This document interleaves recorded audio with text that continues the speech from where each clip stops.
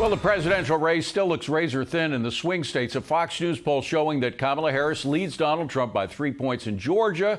But in Arizona, Trump leads Harris by 3 points, where 9 in 10 voters say their choice is locked in, as Harris loses ground among women, Hispanics, and young voters, and maybe some Democrats as well. Joining us now, Julian Epstein.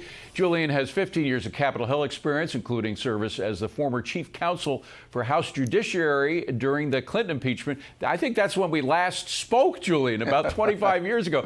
But back 25 years ago, the Democrats had the working class in their pockets, or so they thought. Since then, things have changed dramatically. What has changed? Is it that Trump is very good as a populist in taking Democratic voters, or is it that Democrats have just moved so far to the left that a lot of Democrats don't want to have anything to do with him anymore? Well, it's both. Trump has channeled the resentment of the working class vote, resentment against sort of the college-educated elites, which are mostly what the Democratic Party is today. And the Democrats have moved very, very far to the left on economic and cultural issues. If you look at what, Clinton actually won the working class vote. If you look at Biden in 2020, he lost the working class vote by 4 points. Right now, the Democrats are trailing by about 18 points. So it's not just they're losing it in droves. And it's not just white working class voters. It's Hispanic working class voters, black working class voters, on down the line. And so, it's not just that the party's moved to the ideological left. Most people in the United States, including nearly all working class voters, have lost real income under the Biden administration. Yeah. Wages may have gone up about 10%. Inflation went up 21% under the Biden economy. Working class voters do not like open borders. There is strong economic evidence that it drives down the wages of working class voters.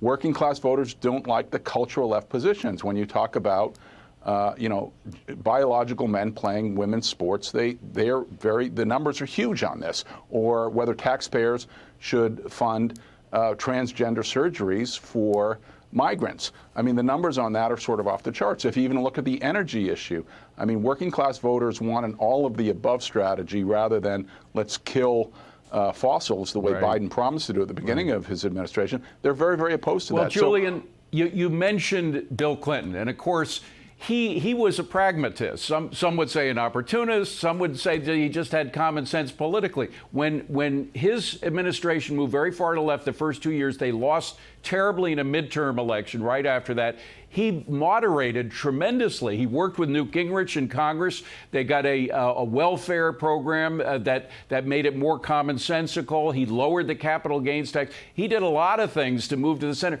I see Kamala moving even further to the left, don't you? That's right, with price controls and new entitlements for housing. But look, Bill Clinton, end welfare as we know it. The era of big government is over. Mend it, don't end it on affirmative action. You name the issue, school uniforms. You name the issue, economic, cultural.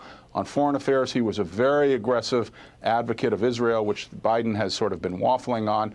You name the issue. He went to the political center, and he was very effective. The other thing he did was Bill Clinton took every opportunity he could to engage with the news media. It was like, come into my sandbox and play with me. Let me show you how much I understand these issues. Let me show you my command. And if you look at what happened with Kamala Harris's interview on another network the other night, I mean, that was just, not a very impressive showing. She did not come across as a very effective spokesman. He would speak. I didn't agree with him on a lot of things. Of course, I didn't agree with you on a lot of things. But I saw him speak without any note cards, without any prompter, for at least an hour on a number of different subjects. And she just doesn't have the capacity. Well, the bottom line, and we only got a few seconds. Does that mean she's going to lose? I think it's a jump ball right now. If this is a campaign about temperament, she wins. If it's a campaign as a referendum on the last 4 years, which Trump could make it, but he's failed to make it so far, if it's a referendum on the last 4 years, then Trump wins. This is Trump's election to throw away. He has not done a very effective job, in my opinion, thus far, in making the case that the last 4 years have not been a success. All right. By the way, I had to tell the crew here that I've known Julian for 25 years. He hasn't moved at all. He has the same positions. It's his party that's moved.